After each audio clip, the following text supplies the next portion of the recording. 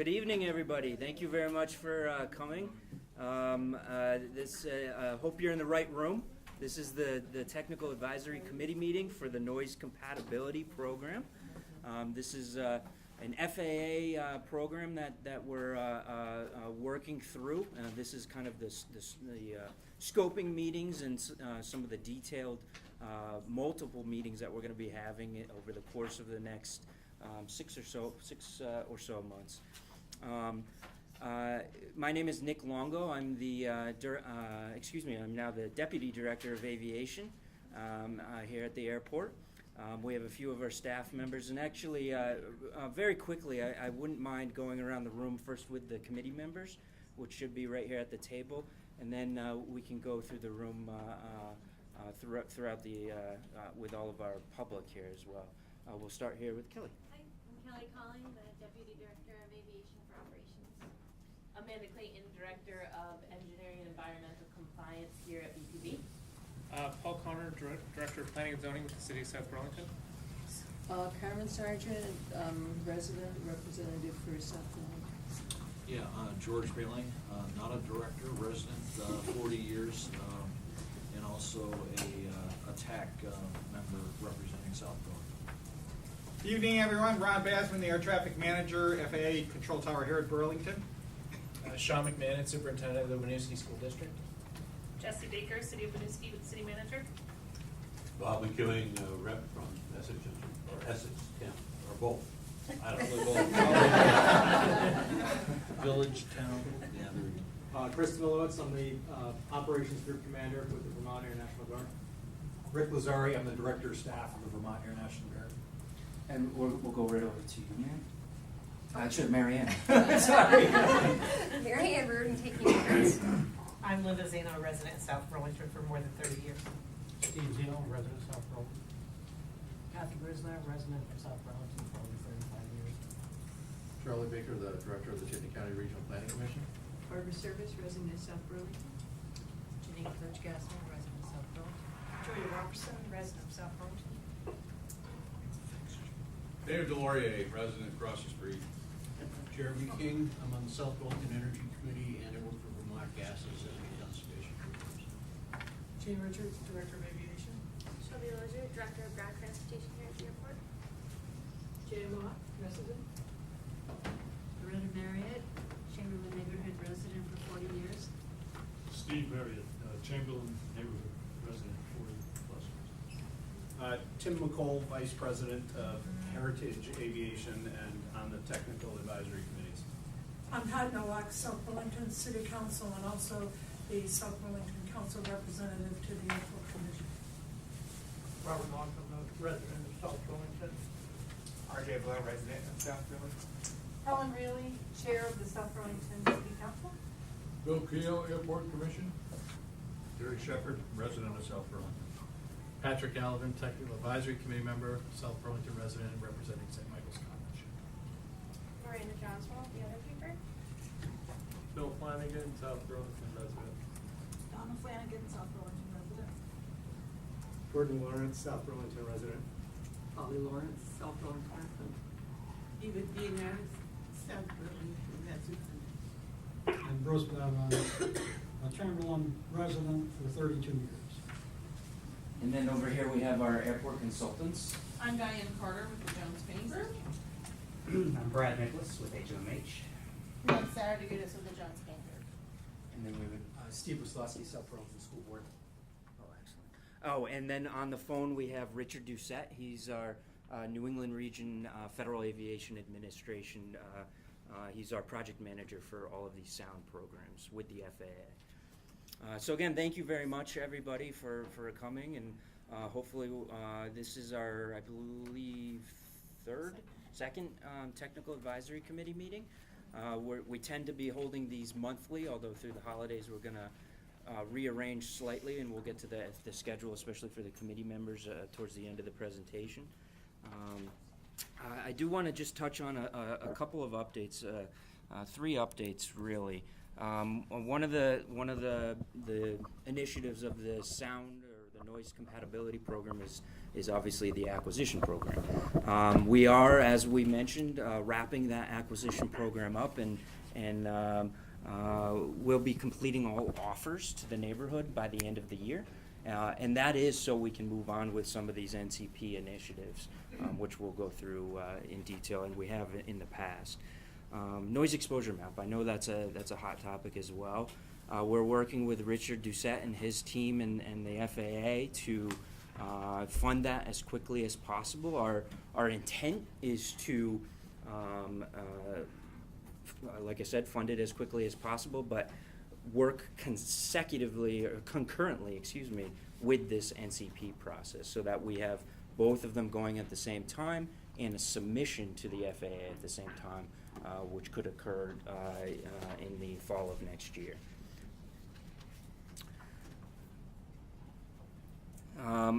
Like I said, we are going to go through the schedule, and if there are any comments on the schedule as we go through it, just let us know. We did space the next few meetings out a little bit further.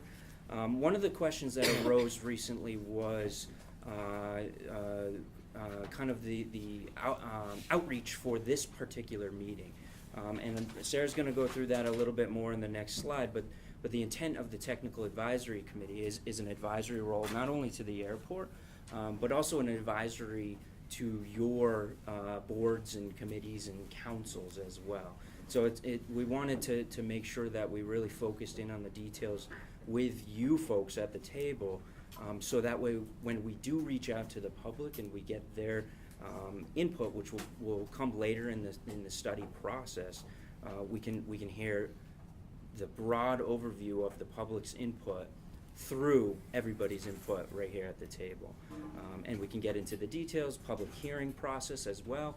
Public comment process comes along with that as well. And as we go through the slides, feel free to raise your hand.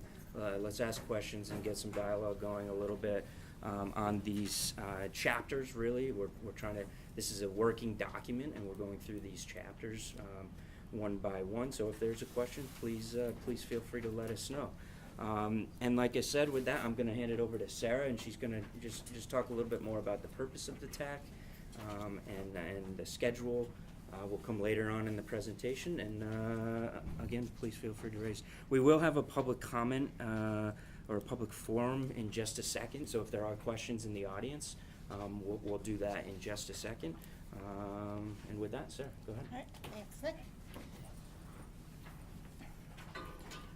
So with so many new faces, I'm just going to go over really broadly what the public process is and what each of the jurisdictions' processes are in terms of getting feedback, and then what the purpose of the TAC is. So the TAC, or Technical Advisory Committee, is made up by jurisdictions that are impacted currently by the contours or could be impacted by future contours. So we looked at where in the past the contours have been, made sure we really get a good representation of all of the different neighborhoods, school districts, business groups that may be affected by this.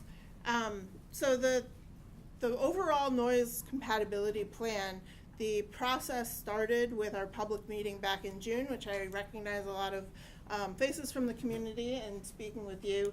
And then there's a period of these 5 technical advisory meetings, which are spaced out over about 8 months, 9 months with the holidays. We're trying to pace them at about 1 every 6 weeks. These are really to go through each of the chapters and all of the technical information. And the members of the committee really represent the interests of their organization to their constituents and to everyone. Likewise, we're looking for the members to provide the city, the airport, feedback on these. So as we move forward, the last meeting was more factual information, background information. We'll have a period at the end to provide comment, but you'll find with the next meeting in particular, this meeting with obligation easements, we're really looking for the members to go back, provide information, go over it with constituents, with their organizations, and provide meaningful feedback in written comments to me, and then we'll have those discussions, and it's really a working session. Following those TAC meetings, and we'll go over at the end of the presentation the full schedule. There's a whole public hearing process. So the city of Burlington does own the final document. They must retain the overall responsibility for what is proposed in the document. And we're going to be working closely with the FAA and Richard Doucette to ensure that, you know, the FAA is going to be accepting of those elements, and they're the final group that accepts those elements. Once we have a draft put together, that will go out, and it will go out for a public hearing and a public comment process. So right now, we're looking at that being in August or September of next year, depending, as Nick said, on when any NEM money would come in. That may shift what the process is, and we may do the two in parallel. So you'll see a lot of estimated proposed dates, and just knowing that that may shift the process as we are able to move forward with NEM maps. So again, I'm not going to go through each of these. We'll have the purpose of the TAC each time as sort of the opening to the meeting. And with that, we'll open it up to public comment for a bit. Sure. When it says advisory to the city, that the city means Burlington? Yes. All right. So we'll open up the public comment period if anyone has any comments or questions. I have a question. I actually have two questions. You mentioned, I think the gentleman mentioned that there's going to be funding for a noise map. There's already a noise map that's been circulating around. Is that not, so the one that you're trying to update, are you updating it? Are you going to use the F-35 sound from that, or? That's exactly right. So our noise exposure map was accepted by the FAA in 2015, and that's our current map. That's the one we're working from today. This new funding source to update the noise exposure map is exactly right. We're including F-35 data, and maybe Brad can speak on that a little bit, of what's the word, the introduction of the aircraft into this computer modeling, right? Yeah, right. Is fairly new. So that's why we've waited. Now we're hopeful to get the funding and hopeful to add this. The noise exposure map today is theoretically not going to change because the operations have not changed from that 2015 map. But the addition of the F-35, which is our future forecast, is what the change is. So you anticipate the noise map that we currently all have to change? That's our anticipation. Theoretically, it's not going to change at all because the operations have not changed. Theoretically, I don't understand. I'm sorry. Well, I'm not gonna. I can't say that everything hasn't changed because I don't have everything pinpointed quite yet. But as we redo the map, that's one of the initiatives to analyze. So you're going to extrapolate the noise that are generated by F-35 under similar terrain and that type of thing? Yep. We're going to do both current condition and the future condition. Current with current operations and future with the F-35 data. Okay, I had two questions. Did that answer your question, or? Yeah, so basically, Okay. well, you know, I came to the other meeting, and you guys were talking about noise abatements, and that was my concern. I'm like, I'm in the noise zone right now. Mm-hmm. So I'm like, if I say yes to the noise abatement, and you take it down to the, 45, then as soon as the F-35s go up, I may be right back to where I am today. And nobody could really answer that question, because I can't make a decision based on information that's not gonna be accurate in 2 years. Sure. So, yeah, that's good. Okay, so you said there was no more buyouts after 2017. Did I hear that correctly? We're finalizing those offers by the end of this year. Yes.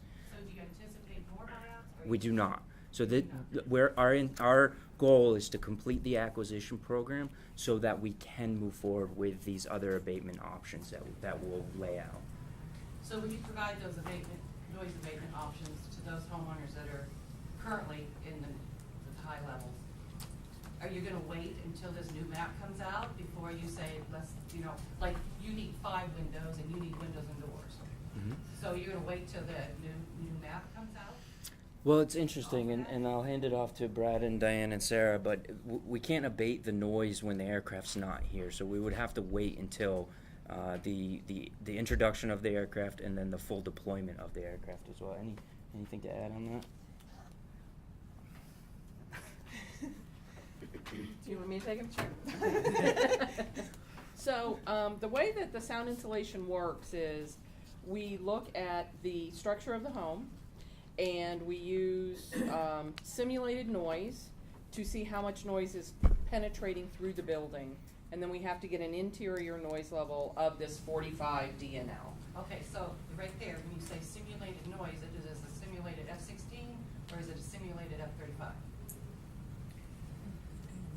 It's not a specific aircraft. No, it isn't. Do you want to talk about how you generate the? It's really into the weeds on the spectrum That's that's okay. used. I'm sorry.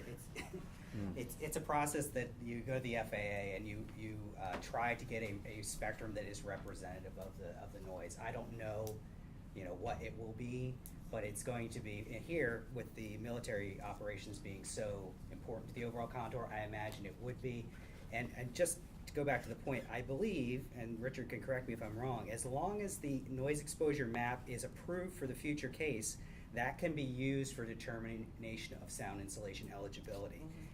As long as the FAA has approved that future noise exposure map. Now, they wouldn't approve it unless that F-35 coming is a done deal, which it is. So that's the reason that the F-35s weren't included in the last go-around, because it was not, the process of that decision being made for the basing was not complete by the time the noise exposure maps needed to be approved. The FAA wouldn't approve it unless that has happened. So, sorry, I'm going around and with a few different issues here. I just need the question answered. It's like when you simulate noise in front of my property, is it gonna represent the F-35s or is it gonna represent the F-16?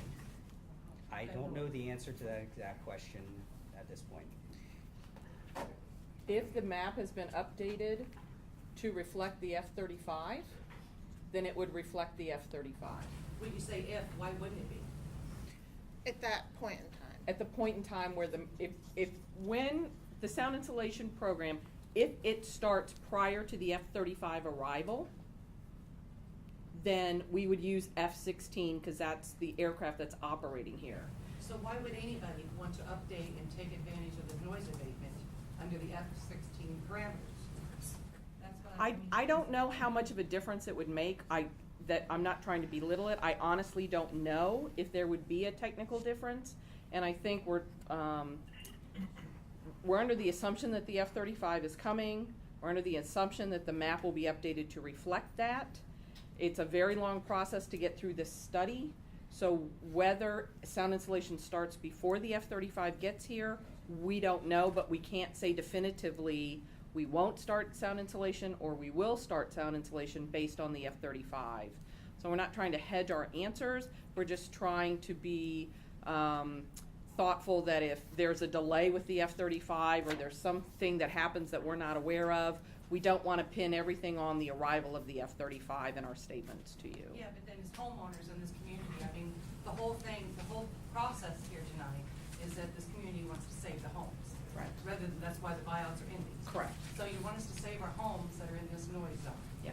Well, I can't save my home if my noise goes right back up to where it was 6 months from now or 2 years from now. or 3 years Is there a from now. program So I'm sure to that help there's with some that? type of extrapolation that the government, that the FFA, the Air Force, the BTAC, somebody can get a noise map that's gonna be a lot more accurate than the one that we all have. That's correct. And So I that don't the know why we intent can't go on that. the intent is to do the map update. The funding has not come yet from the FAA for the airport to update that map. And that process is a long process. So what I can say is, our next meeting in January, we're gonna focus on sound insulation specifically as a measure, and we will take your questions and get with the FAA, and so we'll have some answers for you in January on this specific issue of the F-35, if that's helpful. George, can we do the public first and then come back to you? Well, this is part of the questions that were first directed to Brad, and that is the new NEM, right? Are we going to do nothing more than basically introduce the noise performance profile and keep the existing F-16 operations, departure and arrival paths, or are we going to do a completely brand new look with not only the profiles, but also for the aircraft and its departure and arrival paths, which probably are going to be different than the F-16s. What are we gonna do? Any process in looking at the maps, we would have to work with the You'd have to folks work who. with the Air Force, Yes, right? we Yeah, would work with them, absolutely. and we would Right. talk about what they intend to do. There's an interview process and getting everything that they intend to do. They may or may not be doing things similar, and we would find that out. So So we the got maps three- would be, the maps in general would be completely updated to reflect existing conditions as of the year of submission for the base year and the 5 years out. And so, yes, everything would be looked at. So we have profiles, we've got taxiing, we've got number of sorties, we've got departure, we've got arrival, we've Yes. got all of that, all brand new. Absolutely. With absolutely no assumptions made on the 16s. It'll be all relative to the 35s. We would ask about all of that. I'm sure we might bring those, if they're doing anything similar, say, will you still be doing this? We can ask fresh, or we can do that. From my perspective, it's the same thing. We're going to ask what they will be doing. Yeah, I don't want to get too ahead in this conversation too, because these are very specific to the noise exposure map, which we don't have funding yet. So we don't even know when that's going to start, and we will have a kickoff meeting, and we will invite the public and you, George. I Yeah.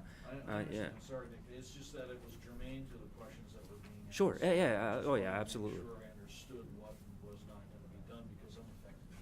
Yep, absolutely. Yes, sir. The three houses that are recently purchased on Airport Park, is there a schedule for removal?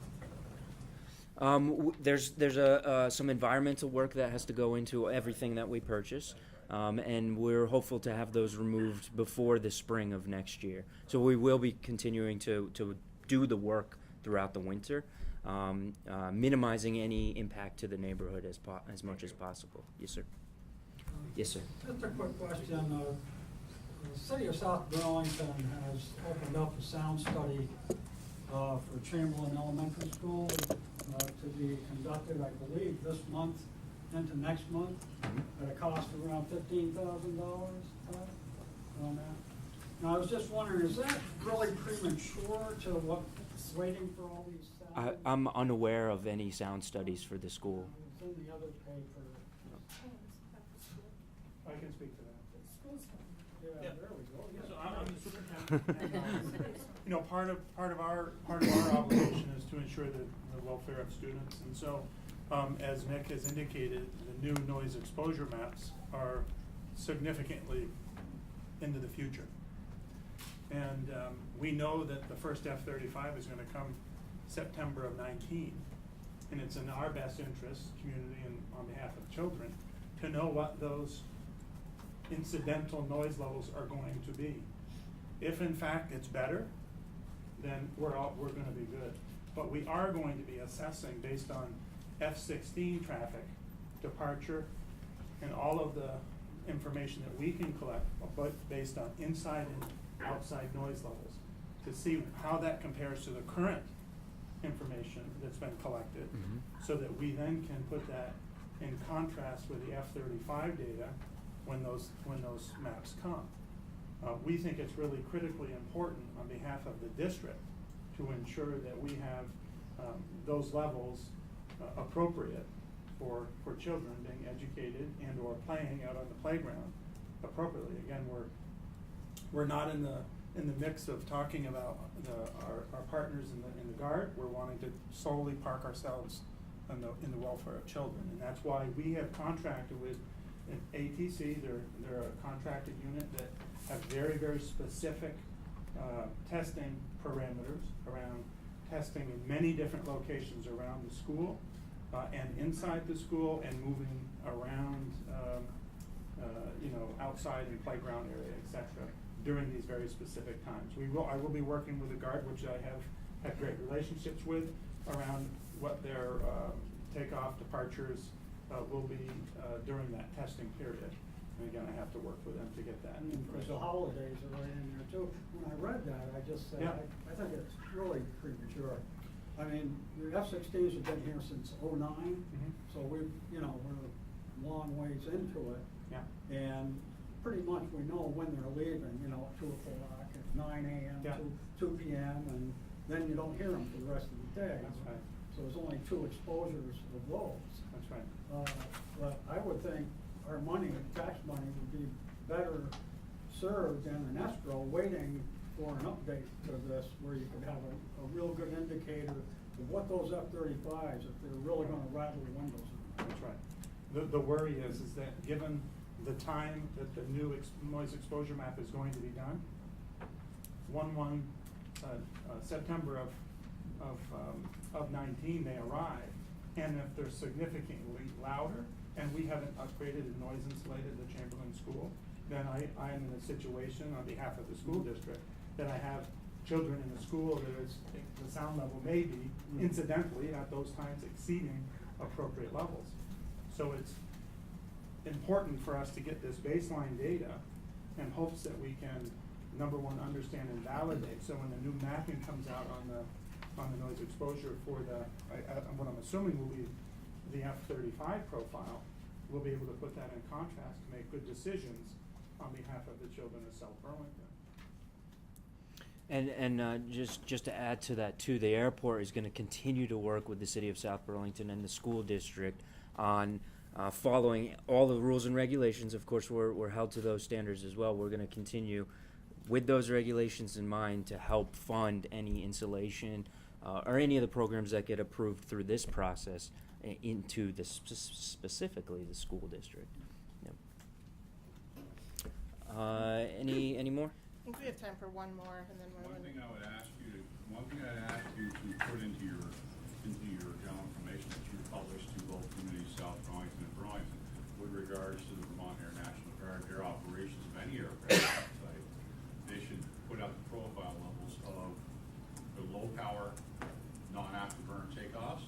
They should put out the profile levels of their afterburner takeoffs at reduced power, at their normal takeoff power, and their max attack speed takeoffs, like you're going to scramble for an event. If you're going to scramble for an event, those sound levels are going to be a lot different than the normal afterburner takeoff at 40% power or at 30% power. Please keep that in mind so that you're matching apples to apples, oranges to oranges. You need to know the settings you're using so that you can assess the impact of the vibrations going through the area. Okay? Thank you. All right. So looking at the agenda for tonight, we have not sent out Chapter 2, but we'll go through a few metrics on Chapter 2 and what that will include. We'll spend some time on Chapter 3, which is what's in the existing NCP, and then we'll go through the navigation easement. So that will be really where we'll want to have more of a conversation about the example easements that we sent out. Then we'll go to the questions and comments period and look at that schedule for the remainder of the TAC meetings and the public hearing. So with that, sort of where we stand right now, in October we discussed Chapter 1, sort of that introduction to the Part 150, what role the NCP, Noise Compatibility Plan, has, along with how that plays with the NEM. Today we're going to focus on Chapter 2, which again looks at the noise exposure maps, and it really just gives a history of those, as well as Chapter 3, which is where we're going to focus most of our time. And then moving forward, we'll look at Chapters 4 through 6. So looking at Chapter 2, the purpose of this chapter is really to discuss what the history of the NEMs are. So the Part 150 document is 2 different parts. It has the noise exposure maps, which show where the noise compatibility plan can be used and how those interact. So we'll give a summary of those. Another purpose of Chapter 2, which we're going to focus on right now, is just the land uses. So the latest NEM was published in 2015. We're looking at the forecast map, so we're looking at the 2020 map now, not the 2015 map. And looking at that, we're really looking at what's that land use data. So what we've done is taking the information that was provided in the 2015 NEM and updating any information on properties that the airport has acquired since then through land acquisition, any changes in zoning, any changes in use groups, focusing on where there are schools, community buildings, and seeing if there have been any changes in those new schools, schools that are not there, including daycare centers and things like that. So the information we provide, we're pulling information from Chittenden County Regional Planning Commission. We're displaying the maps using the FAA regulations, and that is what has been published in the NEM. And what we've done to date is we've just been updating those numbers. So what we've looked at, and I went through this, is any zoning changes. Non-residential noise-sensitive locations, again, are those community-type structures, and where there have been acquired populations. So these numbers, and I've starred a lot of these, are still in progress. As Nick mentioned, the acquisition program, the current grants, are open for acquisition through the end of the year. So any of these numbers where they have unit counts or population, they'll be finalized by the time we submit the draft document. We'll have better numbers. But in play right now, you'll see that these numbers have decreased by approximately 60 homes between the single and multifamily since the 2015 NEM document. This does break them down by cities. The city of South Burlington has had all of the land acquisition to date, and again, we'll be finalizing those numbers and making sure that those are provided. Now, if the NEM comes through for the F-30 or the update for that, these would all change depending on what the new contours show. So again, it's an update on what we'll be looking at, but we didn't want to focus too much on it, knowing there's a lot of moving parts to that. So as we're moving forward, we will provide Chapter 2. It's a lot of background information and not a lot of discussion pieces to it, but we wanted to review that. And with that, I'm going to pass it over to Brad to go over the existing NCP. So the purpose of Chapter 3 is to look at the existing noise compatibility program and really just say, here is what it is and here is how it is implemented. Really a status report on those items. Later in the document, when you get into Chapter 4, that's when we start looking at what should the new measures or modified measures be within this noise compatibility program. Chapter 3 simply says, here's what the program is, here's the status of those items. So there are 15 measures in the NCP, and these really go back to the original document, which was first approved in 1990, and then it was updated once in 2008, and the only update there was a single change to broaden the land acquisition and relocation program from the 70 out to the 65. So these measures actually go back really almost completely to the original noise compatibility program. I'm going to go through the items in the same order that the FAA addressed them in their record of approval. The FAA issues, so the FAA accepts the documentation and the particular measures are approved or not approved for the purposes of Part 150. That's done in a document the FAA calls a record of approval. The approval of a noise compatibility program measure does not guarantee that it's going to get funded or actually even implemented. It simply says that this is consistent with FAA regulations under Part 150 as a valid a measure, and then implementation can happen and it could be funded then at some future point. Breaking these down into different categories, starting out with airport operations measures, the extension of taxiway Gulf. The measure says that it's going to be extended to follow the complete length of runway 1533. Aircraft without that extension, would have to taxi further to the south, and then they would be closer to Airport Drive as they're taxiing.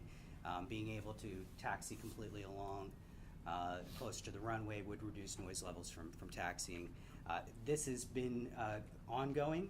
It's in progress, and there have been different phases completed. There's some pavement out there at this point, but the final phasing is scheduled to be completed by 2020. And we can see a little diagram here. It's this section that's in the kind of peach-looking section that is not yet actually completed at this point. Nope, other way around. So the peach section is actually Oh, it is? completed.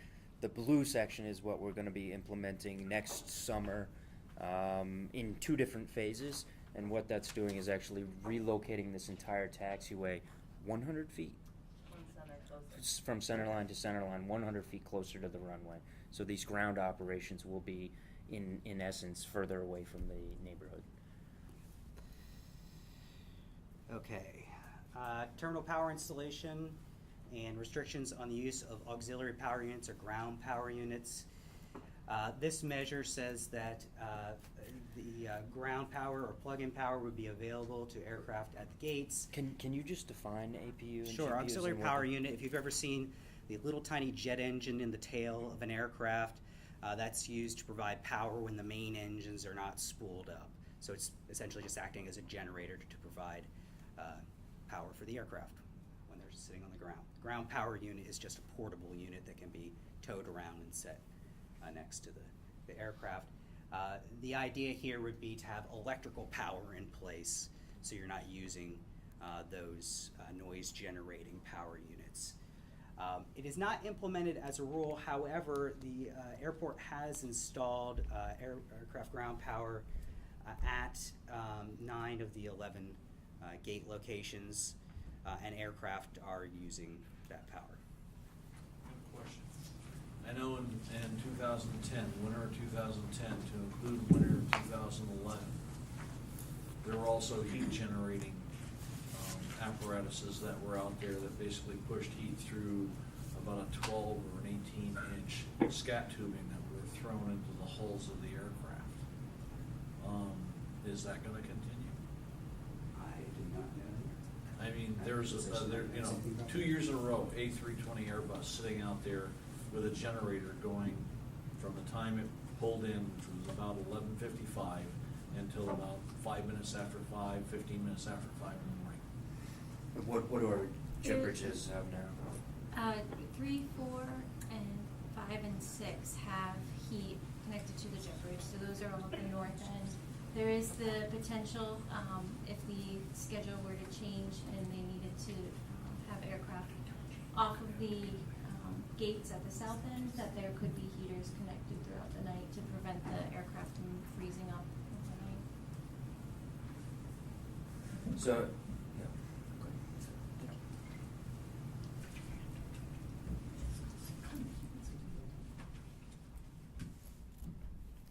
Operational measure of a bidirectional runway use or head-to-head operations arriving on runway 33, taking off, that would be to the northwest, taking off on runway 15 over the nighttime hours. The tower is actually closed for the bulk of that, and so they couldn't implement it, and it is not implemented during any other portion of that.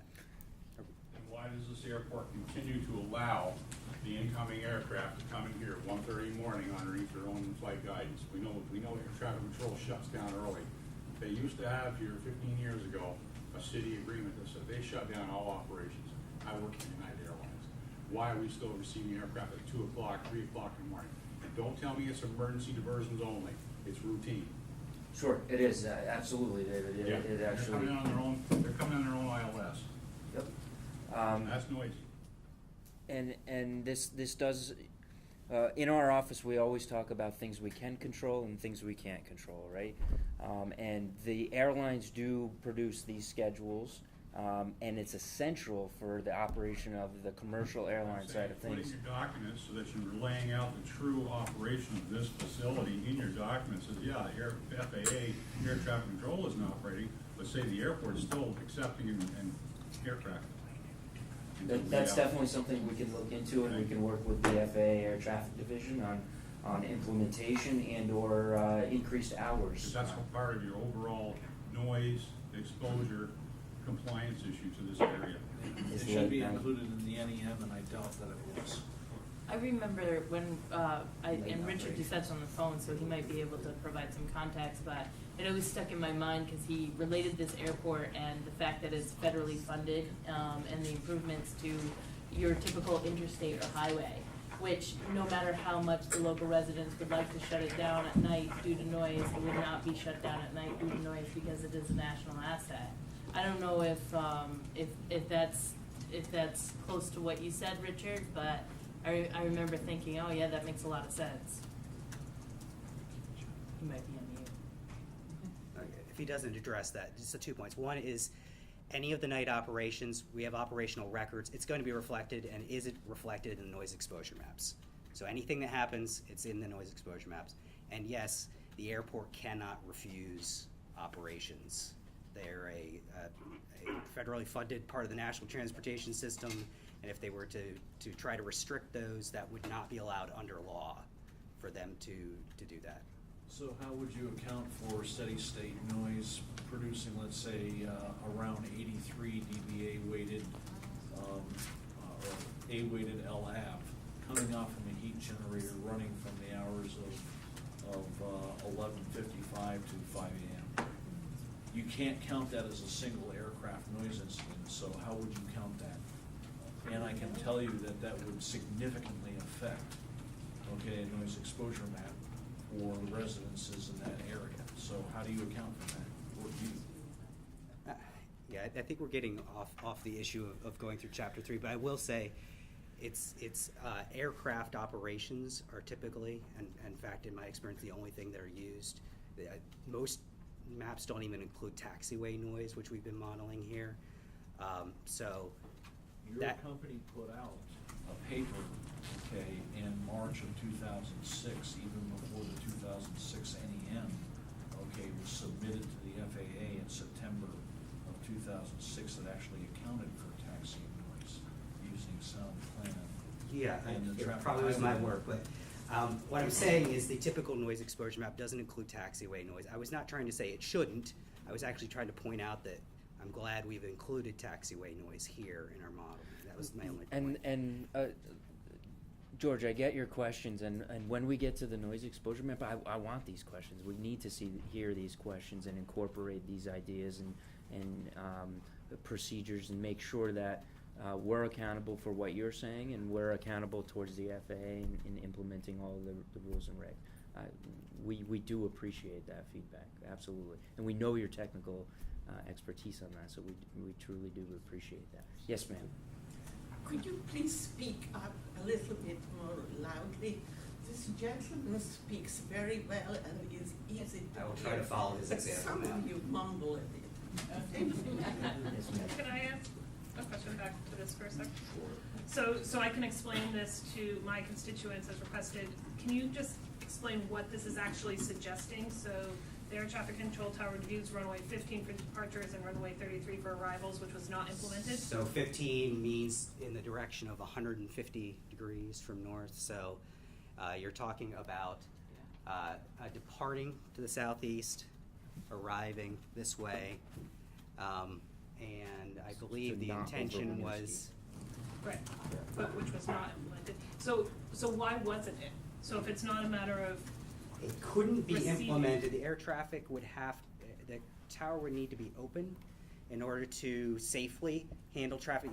Basically, this is something that would work under very low operations conditions. You can't really have aircraft taking off and landing toward one another. That would be There's extreme. always weather operations as well. So and maybe Ron can explain a little bit. Ron, our air traffic control manager, on obviously the wind is a factor in departures and arrivals. So while we would like to implement it, there's still operational limitations due to weather.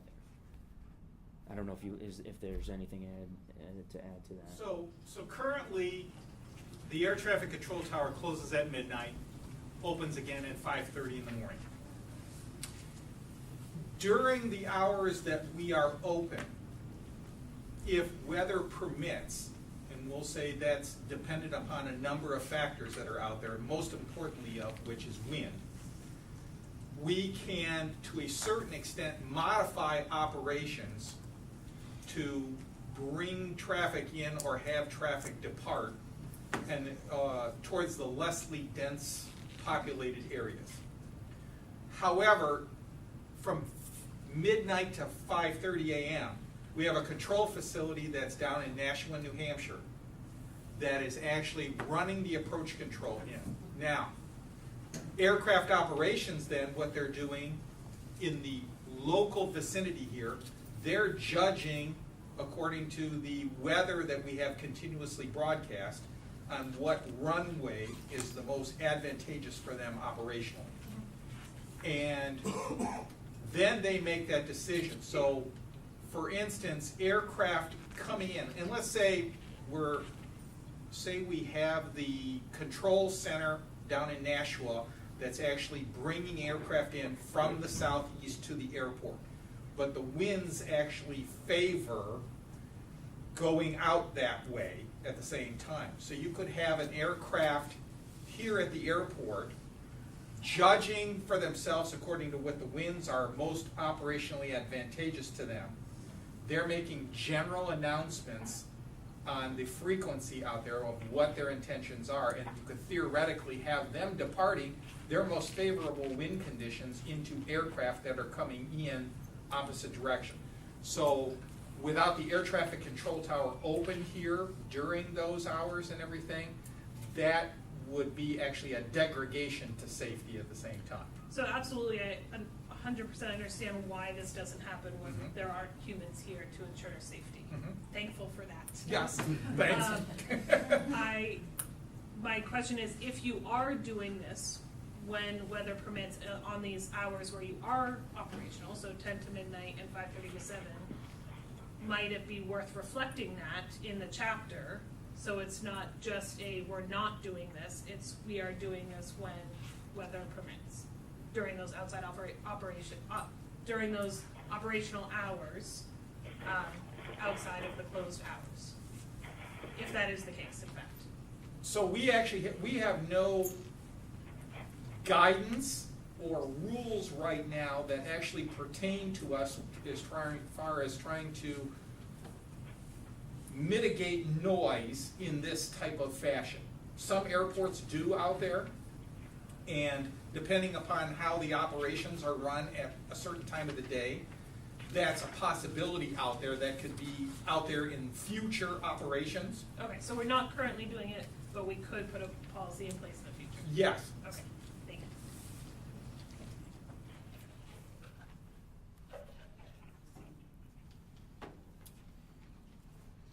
Noise abatement flight paths for runways 15 and 33. The procedures here would involve the departures to northwest on runway 33, turn to a heading of 310 degrees. Runway 15 departures would turn to 180 degrees. Currently, what's going on is the westbound runway 15 departures turn to 190, not 180. And the westbound departures are not doing the 310 degree turn. They're maintaining runway heading if they're heading west or turning over Winooski. So there's no particular program to meet that measure. That's the status.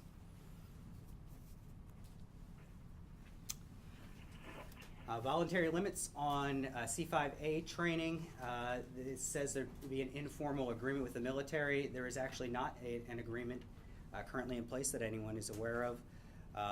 The airport does, however, discourage C5 training at the airport because of runway width and damage to equipment due to those aircraft. And the military has historically coordinated the arrival of these aircraft because of the constraints on the airfield. There is as well a limit on the number of practice approaches. And I don't know if Colonels, you want to speak on this a little bit, but the C5 or the other aircraft besides F-16 operations typically don't come from your facility and are usually, well always out-of-state units. I don't know what the wording would be, but. Yeah, absolutely. So what we have in place here from Burlington is there is a Department of Defense publication that's got all the airports where there is military aircraft based in there, and it's the Flight Information Handbook. And in there, we get about a paragraph worth of information that we can put in about the Burlington Airport and what we do from a military side of the house. And in there, we have limited the amount of practice approaches that other aircraft can come and fly. Now, it is written in there, everyone who comes to this airport is supposed to read it and do it, and what we've asked with Mr. Basman and his team up there in the tower is if they see multiple approaches, and what we've written in there is 3 approaches for cargo aircraft, and fighter aircraft is limited to 1 full stop only, so no practice approaches for them. And if we see or hear that there are multiple approaches being done, I know last summer there was a C-130 that came in. I get that word, I call over to the commander at that unit and say, hey, in accordance with the Flight Information Handbook, you guys are limited to 3 practice approaches, and then they spread that word through their pilot community. Hopefully they read that publication and they limit the amount of approaches that they're doing. Thank you. Is the C-5A that big silver thing that flies around? What is the C-5A? The C-5A is a large cargo aircraft. They're stationed, the closest ones that are stationed here are in Massachusetts. That's not that one that kind of flies around and does a loop constantly? No. That is a C-130, does it have propellers on the front of it? Yes. That's a C-130, and I've been in contact with the commander where that C-130 is out of, and hopefully you have not seen that in a while. So that was a boo-boo? That was a mistake, yes, that was a mistake Well, I from see them. it all the time. I live over right, we share a driveway. You know, Yes, ma'am, and I got those words back, because I saw it too, so I called the commander out there, so you should not be seeing it anymore, and if you are, please, through the airport or through the guard. That's been going on for a long time, let right? me know. Like a year, 2 years?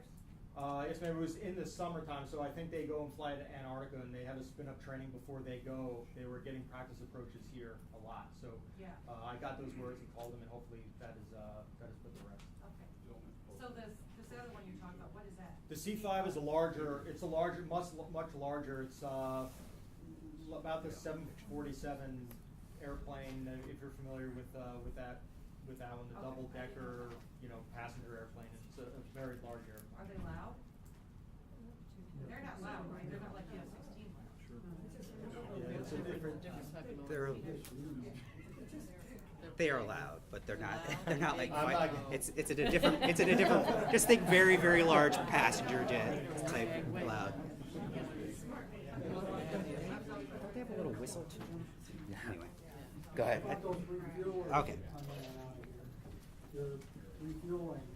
Yes, sir. Those refuelers, so you shouldn't see any more than 3 practice approaches from them either. So if we're seeing more than 3, again, through the tower, calling over to operations on the other side of the airport, we would get that word out and call their commander. But I have not heard that is an issue. So if it is, please let me know and I'll. When visiting military aircraft are coming up here to do their approaches and their touch and goes, are they under your control or are they under civilian control? No, sir, there's civilian control, and that's why I don't hear about it. That's why we have this flight information handbook that's got some guidance in there, but it is not by any stretch of the imagination, law. It is mostly procedures. So do the FAA civilian air control tower people have the same flight plan that you're using? So if they know, hey, way off, we're supposed to not be here. No, we will not do that. Okay. Restrict. We're here to provide a service to people that are coming in. Right, he's to the saying aircraft that are coming in. one thing with regards to how many times they come in and do their touch and goes. As I watch KC-135 fuelers come down, how many times will I keep doing sweeps around the airport? So, from an FAA standpoint, if we get somebody here, we will provide service. Right. We will, as a courtesy, as we can, notify Chris if something out there is exceeding that limit. So it's not a violation. Right. We're not going, it's not a violation from our type of procedures, from federal aviation regulations. And just to be clear, the same thing goes for the airport as for the FAA. They cannot say that a particular military or civilian aircraft cannot use the facility, just to be clear. So it's simply, they're giving a recommendation, trying to work with people, and that's great. But the airport can't say, because this is your 3rd time around or the 4th time, you can't be here. Have you found them very cooperative when you've contacted them? Yes, ma'am, absolutely. So I call over there, I call my counterpart, and they are very cooperative. And they go Thank do you. whatever. All right. So on the F-16 side, the original NCP had a measure that the flights would be scheduled as single aircraft flights. Obviously, the military is operating their aircraft in a particular way for particular training reasons and has to operate them in a certain way. That is a measure that is not implemented, though typically they're not passing a particular point exactly simultaneously, so the noise shouldn't be as loud as if they were passing a point simultaneously. However, they are still doing and will continue, to my knowledge, to do operations where the aircraft are flying in multiple groups or in a formation. Is that consistent? Sure. So there's mainly two reasons that we fly in multiple flights of more than one. The only time we'll fly as a single airplane out there is on very rare occasions where we're either ferrying an airplane somewhere or giving an incentive flight in the two-seater that we do occasionally. Otherwise, we fly in at least two ships, and that's mostly for safety flight reasons, where we've got another set of eyes and somebody else backing us up for mutual support. And then all of our tactics that we do and practice out in the training areas are all either as flights of 2 or flights of 4. So for a training purpose on the military side of the house, we're always in 2 or 4 ships. And then for the safety reasons, even if we're just going to go fly in what we call an instrument sortie practice, instrument approaches somewhere, we typically fly as flights of 2 as well, and that is because of that mutual support, getting an extra set of eyes and ears and for the lookout. Thank you. Same way, there was a measure talking about Air National Guard helicopter training operations that they would be conducted away from the airport when conditions permit. That is not implemented, and for operational reasons, the Guard has continued to do training operations. Moving on to monitoring and review elements. A major element typically is to say that the airport will continue monitoring and review of the noise exposure maps and their NCP elements. And in fact, that has happened. The noise exposure maps have been updated multiple times, as you can see here at the bottom. The NCP was updated for that one measure that we've mentioned previously in 2008, and we're revisiting the process again now. NCP and hopefully with funding coming through, updates to the noise exposure maps. That could be triggered by any number of things, changes in the airport layout or operations or something with the NCP status. It also can simply be a certain amount of time has passed and you want to make sure you've got the most recent data for aircraft operations in order to have your maps be up to date. That typically happens on a 5 to 10 year basis for that sort of updates. Flight track monitoring. Real quick, Brad, oh. right here with Paul. Yes. On that last slide, I guess this is more of a it's a broader question, but it's brought up by this one. Where in the noise compatibility plan overall is there a assessment of these different measures that were developed in, say, 1989 and they were carried forward as to whether they remain the correct ones or why it's been partially implemented, partially not implemented? You've gone through some good examples of why there hasn't been implementation. Here there's an example of permanent noise monitoring system. I don't want to get into the details of one specific one, but we'll actually where revisit that in the in a moment. report does a full analysis of these take place? Chapter 4. So that's the next step. Here's what we have. Next step is to go back and revisit these measures and say what should be carried forward, what should be modified, and that's next. I have another quick question. Since this is a dual-use airport, not only by the military but also by commercial aircraft, if you look at item number 2, unanticipated changes in the level of airport activity, and who owns the impetus for informing the airport? George, could you speak up just a little bit? Who informs the airport based on anticipated changes in aircraft configuration? In aircraft configuration. That is correct. in 2008, right, VTANG went through a considerable configuration in their F-16, and changes of not only an engine, but also intakes, as well as some of the armament or tanks that they hung off of, which required the aircraft to employ afterburner more and more often for safety reasons and for operations reasons. So who owns the responsibility, or who has the impetus to report that to the airport director? That changes have been made so that they can be accountable? Well, what I would say is the noise exposure maps are the airports to sign off and certify to the FAA, and although there's no formal process, I believe, to say monitor particular things, the airport does have to certify that they're updated, especially as they're receiving funds for mitigation measures. And so the FAA will often ask, this is one of the triggering events, they'll ask for an update to your maps if the knowledge exists that some change has happened. But is it not true that if there are some changes that are expected to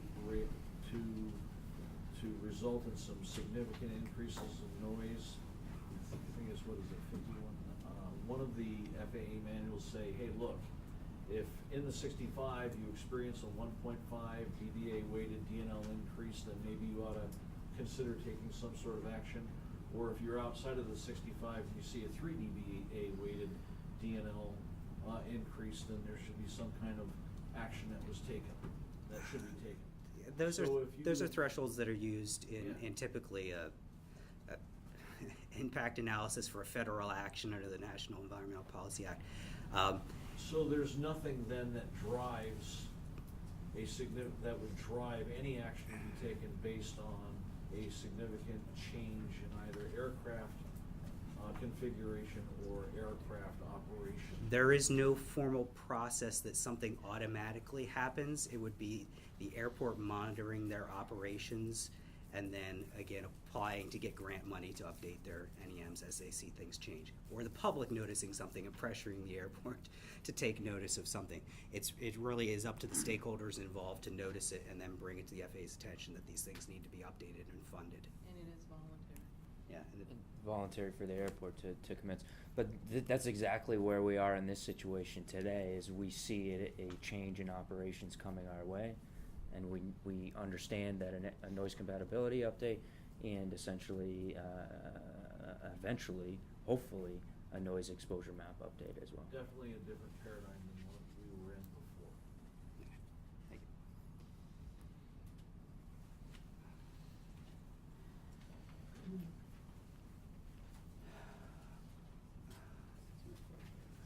Okay, so monitoring of flight tracks. Up to this point, the maps, noise exposure maps, have relied on acquiring data as needed for flight track analysis, the creating of the representative flight tracks that are used for modeling. I believe the last go around, the data was pulled directly from the FAA. They have a program called the National Offload Program where they're saving this data and can be used for various environmental studies. So at this point, there has not been a monitoring system per se at the airport. However, the city is moving forward to engage with some companies and look at what could be done to analyze flight track data, and that action is scheduled to occur over the next 6 months. And at that point, when they engage, figure out what they can do, they would be moving forward trying to get something where they could continuously monitor their flight tracks. And that's Burlington when you say city. Yes, sorry, the city here, what's just city capitalized throughout here, is the. Maybe we could change that to airport next time. Okay, yeah. Let's do that. And this is all going to be public information as well, accessible instantly. So this flight track data we're hopeful to have online, so anybody that would like to view it can. And there's other programs out there today. So that will be ongoing, Nick? Correct. But it's not necessarily the same as an automatic noise monitoring and reporting system where the data is integrated based on actual noise monitoring with tower information as well as possible information of complaints coming from the neighborhood? It's not automated at that level. I would say I think you just mentioned three things. The noise monitoring, the FAA track data, and then the noise complaint correlation. It's everything but the actual noise monitoring. So it's the flight track data based off of FAA radar and some other technology out there, and noise complaint data. So if somebody does see an aircraft outside their house, they can instantly see where that aircraft is, what it's doing. They can report it to the airport. We can coordinate with the appropriate stakeholders to identify and mitigate if necessary. And I will say, in my experience across airports that have systems of various sizes and configurations, it's the flight tracks that people are most interested in. They know something is loud or not. The decibel level is not nearly as important to them as should that plane have been there or not, or what type of plane is that, should they have turned early, or whatever the case may be. And it has history too. So it can be useful for these instant things. It can also be useful for long-term studying of how things have changed over time, used as input to studies like we're doing right now for the noise modeling. So the tracks are really where it's at. And that's for helicopters as well? Yes. Anything that's getting picked up on the radar, yes. It may or may not have identifying information if it's not filed a flight plan, though. It's even got some, not to get too technical, I think it's called ADS-B. It will improve in the future with that, when the aircraft are actually sending out actively their identifying information. For now, though, aircraft typically are only getting that identifying information if they filed a flight plan. I did want to add on to that, although presently you cannot do trend analysis because we're not up to date on that here. You can easily go out to the web and look at any of the flights that are coming in and out of Burlington right now and watch things real time. Yep. And multiple locations, that's a great point. Yep. Nope. And hopefully this will just add that history to it, and add, if you saw it an hour ago, an aircraft an hour ago, you'll be able to identify it, and it helps us coordinate with you and the stakeholder. So have flight track information by aircraft type based on whatever noise level is being measured at that point in time? Correct. Okay, and building that empirical data to hopefully make your next NEM even better, because 150 does allow for real-time data to be used to tweak, if you will, the predicting algorithm. It would be good data. One thing I'll say is that by them pulling data in-house, there's oftentimes a little bit of cleanup that gets done on the data, that they know that the type that was assigned in the flight plan is a little bit off, but they have experience, they're able to correct that. If they keep their data clean, then it much simplifies the process of getting accurate noise calculations in the future. And that's a program to be implemented in the future, not quite there yet. And we'd be happy to share at either sound mitigation committee meeting or one of the TAC meetings on how it works, where to go to. I think it's an incredible program. Yeah. All right, land use measures. What you're going to see here is that land use acquisition and relocation have been the primary avenue through which the airport has been addressing land use compatibility. And we're going to go through other measures, though they're typically going to say that they will need to be revisited in this document as to whether they would be carried forward, implemented, so on. So the voluntary acquisition and relocation program was extended out to the 65 contour from the 70 during the last NCP update in 2008. The program provides that the properties are purchased at fair market value at the highest and best rate under the Uniform Act. And there's a little more information about that there. So I'll be going to... Can you just define the applicable jurisdiction in the second, the second bullet point? That would be third the bullet jurisdiction, point? the land use jurisdiction in which the residence is located. And to this point, it's been all been South Burlington, correct? Correct.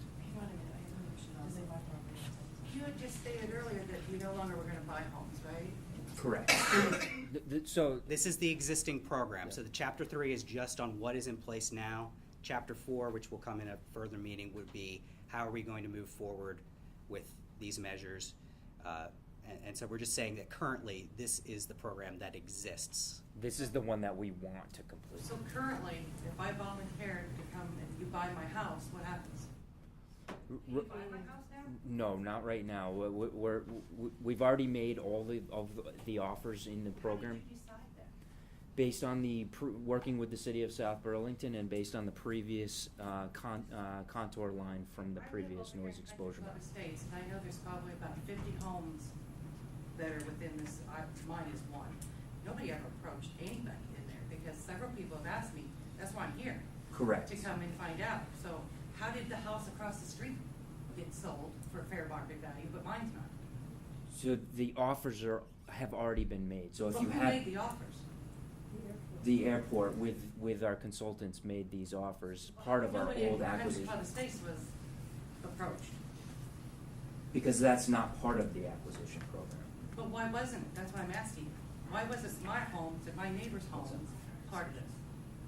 I mean, you turn right into B-10, you turn left into my property, into my home, my subdivision, we're that close. Our intent is to complete the acquisition program with the offers that we've currently made and move on to the next step. But you're still not answering. I want to know why it is that nobody approached me or any of my neighbors to have their homes purchased the same way some of the other homes have. They are in with the 65 dB. So the measures allow for the airport to go to the FAA for grants. So there's a number of homes, the numbers that I showed up front, there's about 900, 1,000 different units of housing. The airport has a match, the FAA has a limited amount of grant money, and so what happens? Expensive homes? No, so what happens is it's based on the current noise contour map. So there's been acquisition over 2 different noise contour maps, but it's the prioritization. So the ones that are most affected by the noise on the contour, and then the highest noise levels, and then it moves out towards that. So any home that was sold in the last couple of years and purchased by whoever purchases them has a higher dB than my home. That's what you're saying? It has a higher prioritization within the contour, yes. Which would mean a higher dB. So if I go to that noise map and I see that there's a home way over there on Kirby, wherever they took those beautiful little condo things that were over there. Correct. They're gonna have a higher dB than my home, that when I walk, I literally get burnt by the afterburners. Correct. Yep. Within Based the on the noise current exposure map, map that we're required to do with the FAA. Yes, ma'am. Yep.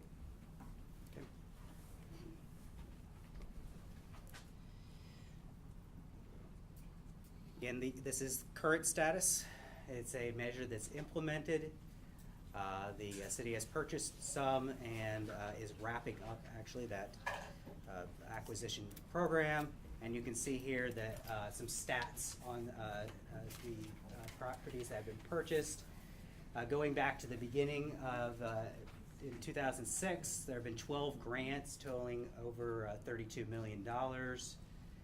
Just a reminder here, and the eligibility was based again on the 65 dB DNL contour, and there are some references there for where this the regulations and requirements. It's a publication called the FAA's Airport Improvement Handbook.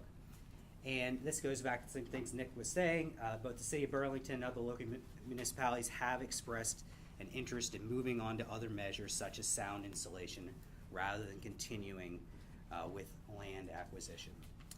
And again, all of these measures in terms of what goes forward, that's, again, these are all going to be revisited in terms of how to move forward with these measures. And we're simply saying where we're at today. Sound insulation is going to be a very brief section. It says that and one of the approved measures was sound insulation out to the 65 dB DNL contour. It was not implemented. The FAA and the city instead were concentrating efforts on land acquisition up to this point. Again, the focus of this updated NCP will be how to move forward with the various programs, including a program many people have expressed a lot of interest in, sound insulation. While you're on that subject here, right now, the way I understand it, the airport, FAA, whoever, will ensure that I get fair market value for my house. Or they will buy it at fair market value to my house. And then we have this third step of this sound insulation. The way I read things, if I go with the sound insulation, that cancels out any chance of anybody guaranteeing what that house is worth if I were to sell it, either myself or sell it to the airport. Am I wrong or right? Yeah, so there are 3 programs that we'll be looking at in our next meeting. 2 of them involve the sale of a home, but the house remains. It's not being purchased and demolished. We're not demolishing. Correct. Bad move right from the start. Correct. And then sound insulation, you remain in the home. The owner remains in the home. Okay. So if you choose sound insulation, say everything's approved, you choose sound insulation, you can still sell your home at any time. Yep. And you can sell it for whatever the market will bear. Yep. And so that there's no restriction on your sale of your home or the value you would sell your home for. But there's no But you would this not. guarantee process that are That in is those correct. right 2 steps. Those go away if you That's use the correct. sound mitigation. That's correct. Okay, that was my big question. Yeah.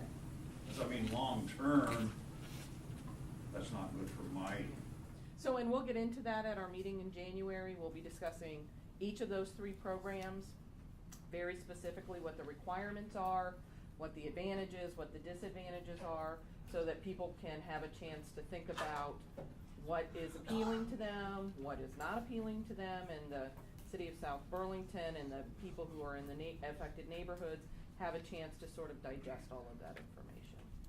thank you. Mhm.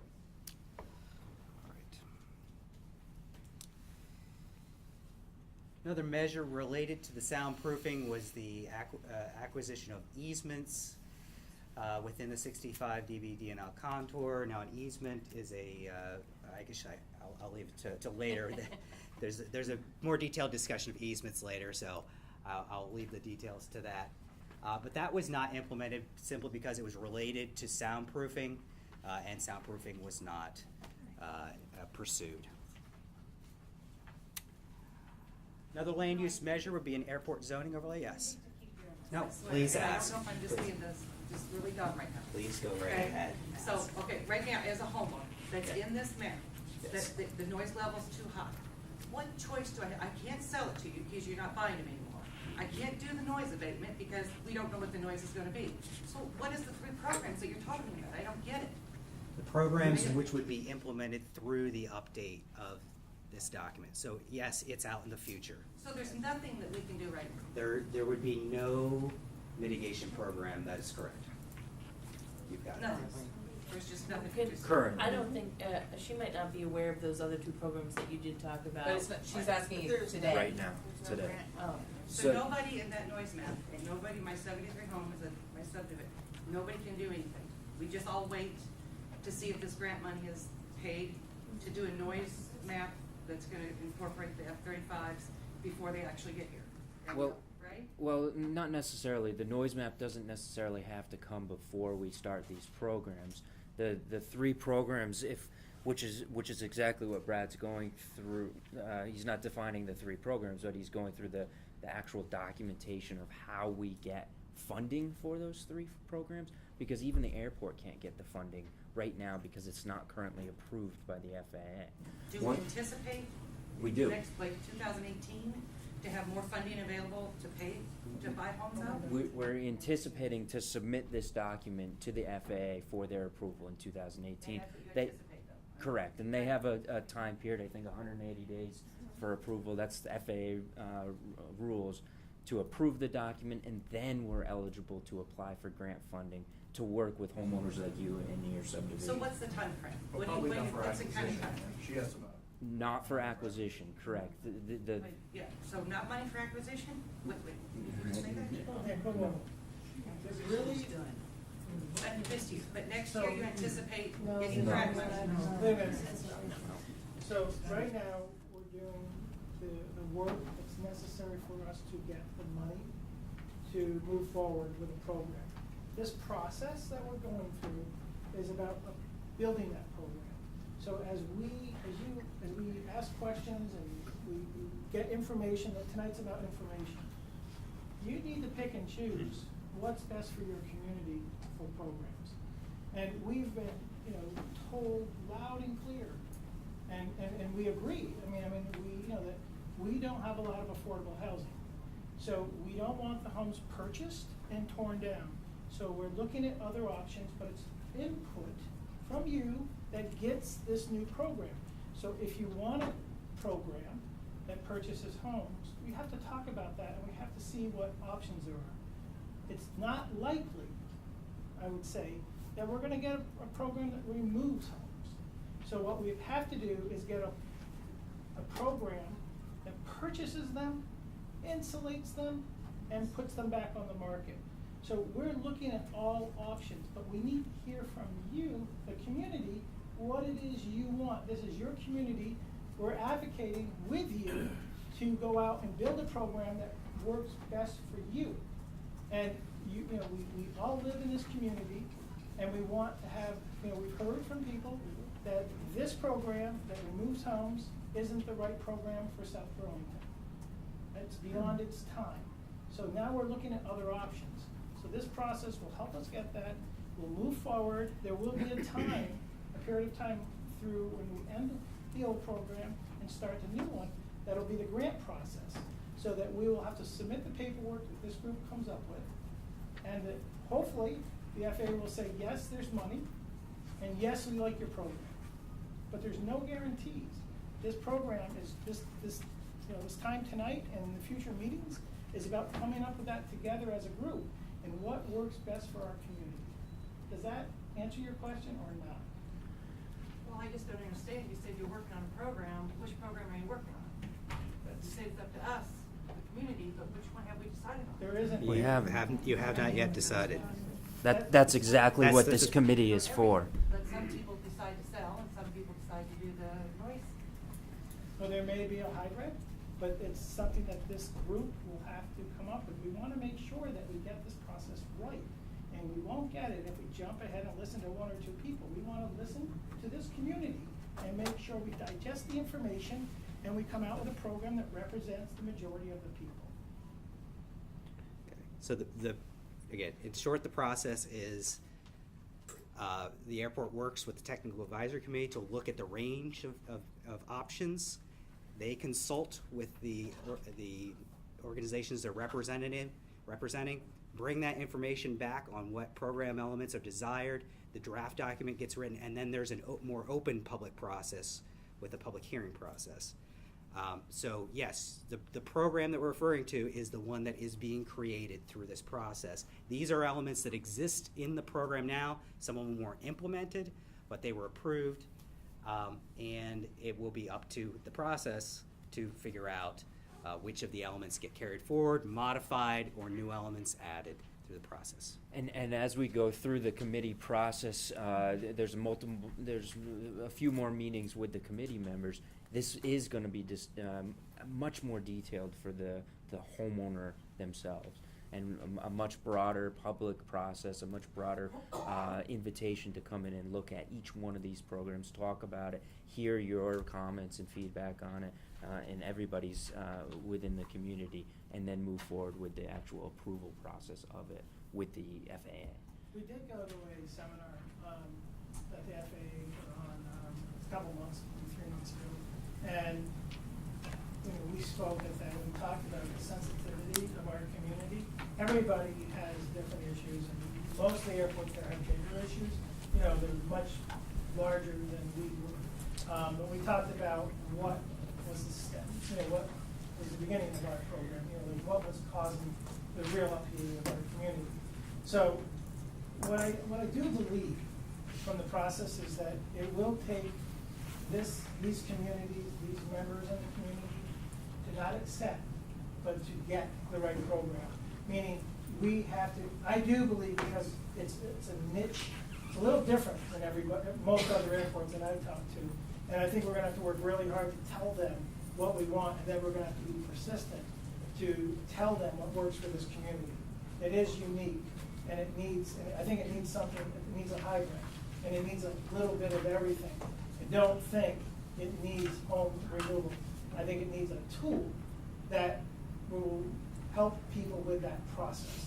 So if people don't want to live in their home, they have the ability to sell, but not remove housing stock from the community.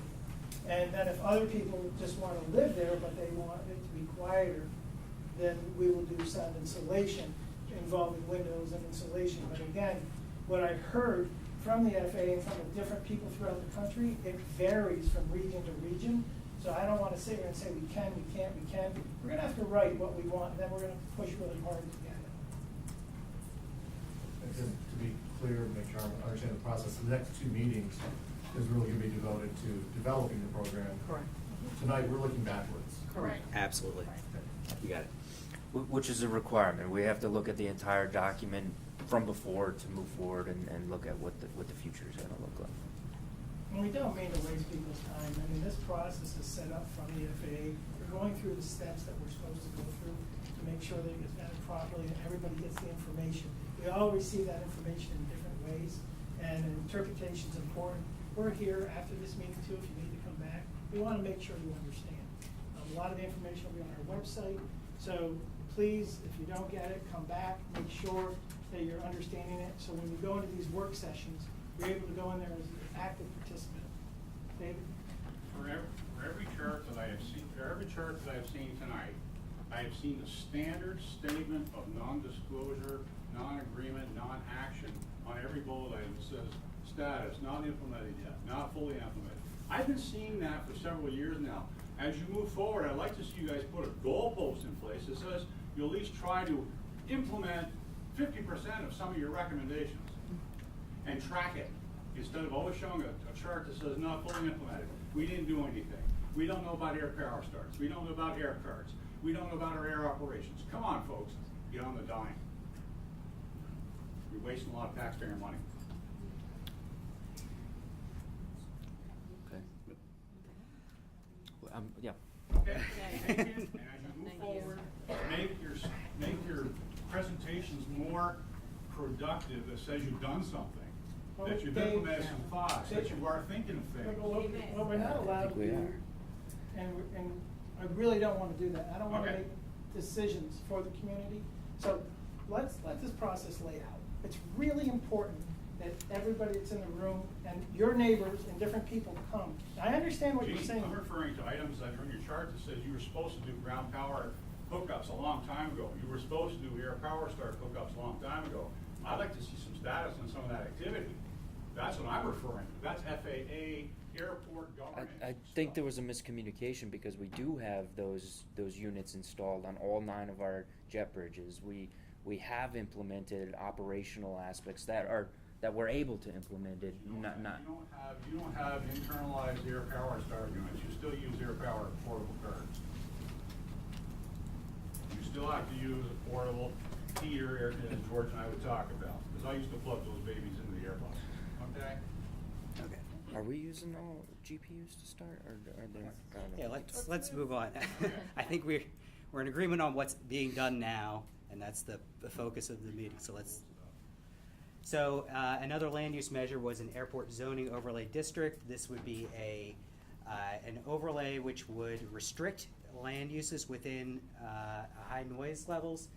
This would be up to the local land use jurisdictions to implement and restrict land use. It was not implemented by them. However, in talks with the city of South Burlington, said they have worked to consider airport noise when addressing land use decisions near the airport. So again, no formal overlay, but they have disclosure from the noise exposure maps of knowing where there are high noise levels and can use that in their decision-making process. And the city of Burlington doesn't either. That's why they built all the houses around SD Ireland.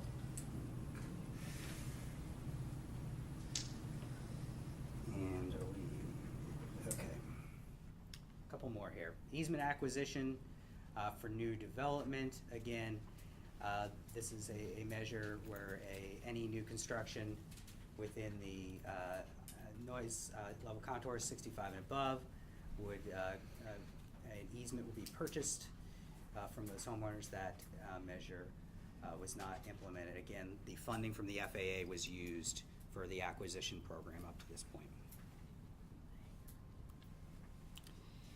And lastly, a real estate disclosure. That would be a disclosure to potential buyers that the land is within the noise contours, and that would be revised through local land use zoning ordinances. That has not been implemented by any of the local land use jurisdictions. There is been some disclosure through a realtors organization about changes related to the guard aircraft through that were disclosed in the EIS, but there have not been any of the formal disclosures through the actual land use jurisdictions. Again, any of these measures that are not implemented could be addressed as measures that the communities desire be implemented, and that will be looked at through the remainder of the study. I have a question on easements. Might I ask? I think you probably just want to hold the question for a minute, because Okay. the whole next section of the presentation is on easements. Okay. I have a question about this stuff. It looks like these program elements are lumped into 3 categories: land use measures, what are the other 2? Airport operation yes. measures, and I think it was called implementation, or was it called something else? Monitoring. Monitoring. and thank you. yeah. So I'm wondering, monitoring or review elements, is that like FAA's guidance to lump these into 3 buckets? Did we lump them into 3 buckets? Are there other buckets that we aren't utilizing? Or was that just I don't know organizing that the language document? is that language always consistent with those in the FAA? I don't know I'm if not it's sure. actual language in the. I think we in the may have just handbook. organized them for that purpose. Yeah. Okay. For the purpose of the discussion. Okay. Thanks. I'm gonna hand it over Okay. for easements. The moment we've all been waiting for, navigation easements. So we've been talking for many, many months on the Sound Committee and with this group about easements, and you've heard the word easement probably 50 times tonight. And one thing that was very important to the committee and to the neighbors is to understand what is a navigation easement and why do we need it and what does it do, so that we can understand how it would be applied as we begin to talk about in our next meeting the individual mitigation programs. And Paul, I know you had some questions you sent us, so I have a couple of brief things I want to talk about in terms of easements, and then I'd like to have a discussion with the TAC committee about the easement language itself. We're not asking you to vote or anything tonight, but we wanted you to have this information in front of you to understand that. We've provided you with some sample easements from airports within the region that the FAA is currently using. So a navigation easement is defined by the FAA's handbook, and this Order 5138D, and Appendix R is related specifically to noise programs and noise mitigation. And what they say about easements are that an easement may be conveyed by a property owner in exchange for sound insulation improvements. However, a grant, AIP grant, that's the grant from the FAA, may not include a requirement that a property owner convey the easement or interest in the property in exchange for sound insulation. So in terms of sound insulation specifically, you do not have to give an easement. Now, the Part 150, when we update this NCP, there will be a recommendation for sound insulation. That recommendation will either include or not include the requirement for an easement. The current NCP requires an easement. Whatever the NCP is that we submit, that the airport submits, if it requires an easement, then they will need to be an easement. You as the homeowner don't get to pick at the time of sound insulation whether you want to sign it or not. So as we go through the process of updating this study, we're either going to have an easement or we're not going to have an easement for sound insulation. And if there is an easement, then for a homeowner to get the windows and doors, they will need to sign an easement. The FAA encourages sponsors to work to get these easements voluntarily with their local area. So the big thing to understand for sound insulation, it's specific to sound insulation, is you do not have to have an easement. But what is an easement? So if we could scroll down a little bit. So it's a legal document that is signed by the homeowner, the owner of the property, with the airport, and it conveys a number of rights and interests in exchange for something. And it's typically the right of aircraft to fly over your property, make noise, emit light, there's dust. Typically, if you have very large trees, it will say you can't have trees or a tower or anything over a certain height. And so you're not obstructing the airspace. And there can be lots of other things that are thrown into easements. The easements that we provided that were from Rhode Island, Bradley, Connecticut, and New Haven, Connecticut, are all very similar if you've read them. So why would you even have an easement? If you're not required, what would be the point of that? And there's some reasons that the FAA cites for including easements as part of your sound insulation program. And it also helps to establish that the property has become compatible, land use compatible for Part 150 purposes when you have an easement attached to the property. And when you do execute an easement, the easement travels with the property. So you get sound insulation, you execute an easement, you sell your house the day after your construction's done, the easement stays with the property. So the new owner knows that they've conveyed these rights, much like a utility easement. If you want to scroll down. So we've given some examples, and we'll pull them up here in a second. But one of the questions that was asked at our last meeting was, specifically for the Chamberlain School, do you require them for public buildings, for schools? And in our research in this area, we typically don't see them. We looked at areas here in New England where there were schools that were sound insulated. We didn't find any easements recorded. A lot of that is because typically the airport operator also is the jurisdictional person, and so they don't get an easement from themselves. Sometimes it's decided not to give an easement as an exchange because of the public use of the building. So that's something we will have to discuss through this process. Would easements be required for residential properties, but not for the public use buildings like the schools? So we provided 3 easements, and I know, Paul, you had some specific questions about the Rhode Island easement.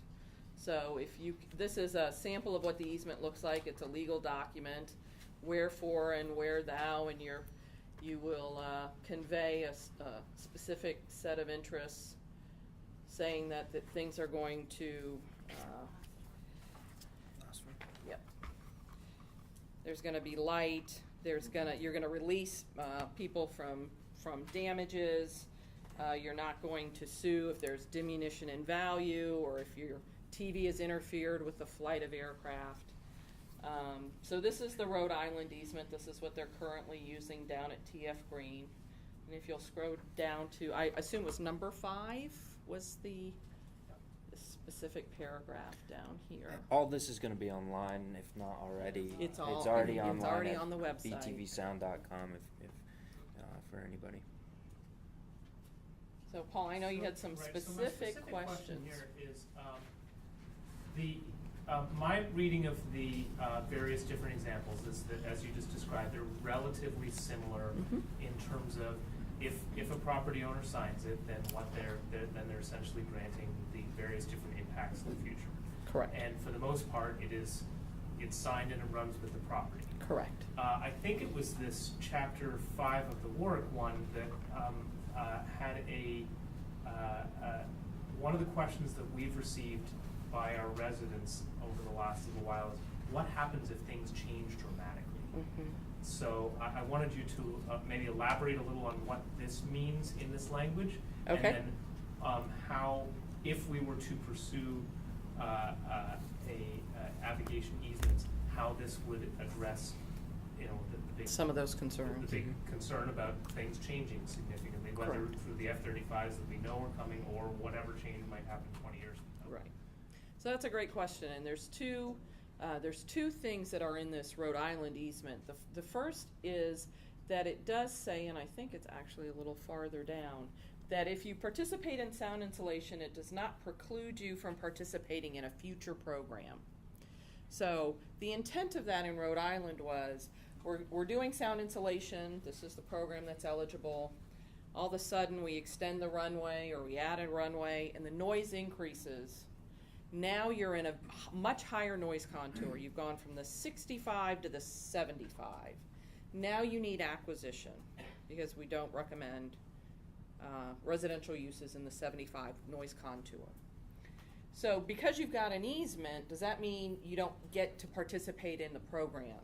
And what this easement says is, if you have sound insulation and things change, you can be eligible to be acquired should the noise level increase dramatically. So that's sort of the language in this easement. And you can build in triggers to an easement to say those types of things. If you can reference the specific noise contour map, you can use language, if the noise increases by 5 dB DNL, this easement is no longer valid or becomes null and void.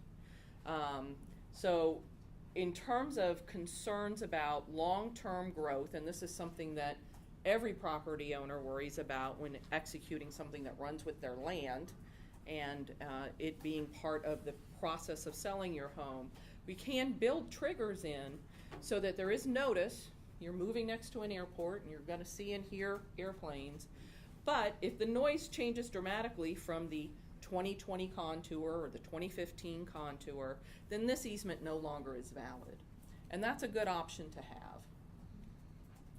And we want to be open to that too. Whatever works for the city of South Burlington, to the residents, etc. We want to be open to the correct language within the easement with guidance from the FAA as well. Yeah. The easement can also be just for noise. This is a noise-only easement, and it doesn't have to reflect obstructions. Airports particularly like to throw things in where they can, but if there's a lot of heartburn about the obstruction language, trees or towers, then these are all things that we can craft in our recommended easement. And the city of Burlington and the airport is completely open to that. They are not set on it being this particular language or something similar. If there is language, if there is an easement, then the discussion of what should be in the easement is something that we'd like to understand. Is it just one easement for all the I think you actually asked that question. One easement for all the properties, or is it negotiated? Yeah, it is not negotiated. We would recommend there's one easement. Everybody gets the same easement. And there are programs that we will be discussing at our next meeting, the purchase assistance and the sales assistance, and just buying an easement, cash money for an easement. And so there needs to be a discussion about an easement and what that easement will say.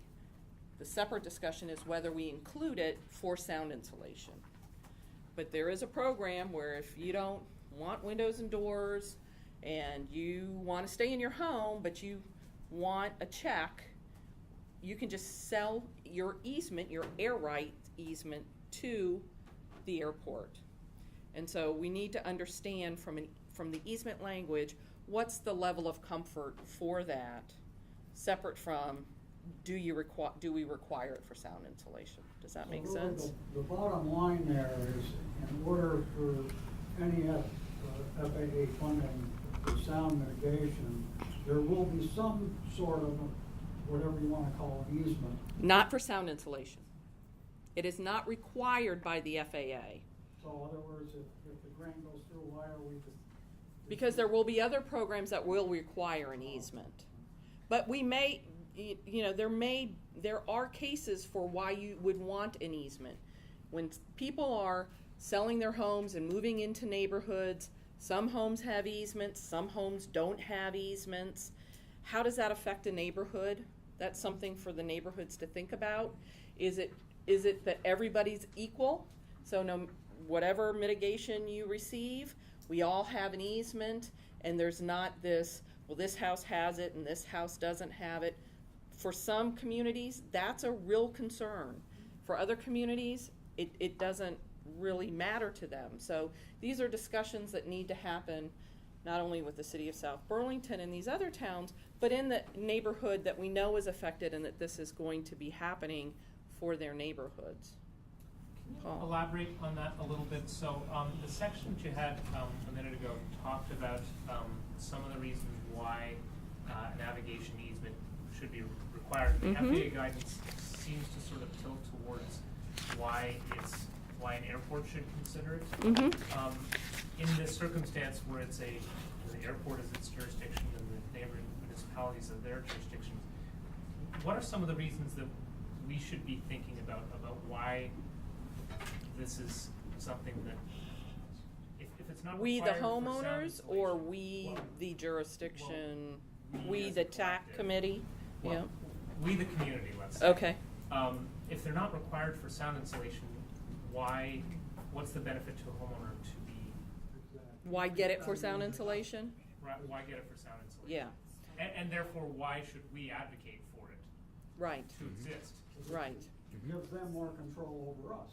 Right. So again, for sound insulation, you don't have to have an easement. But if, and what we've talked about, for those of you who haven't been to these meetings previously, we're sort of talking about a number of programs that are going to be offered, all within a single neighborhood. So you would get the choice of sound insulation, where you're staying in your home and we're providing some mitigation to make the interior noise levels quieter, or helping you sell your home and the new person will move into that home.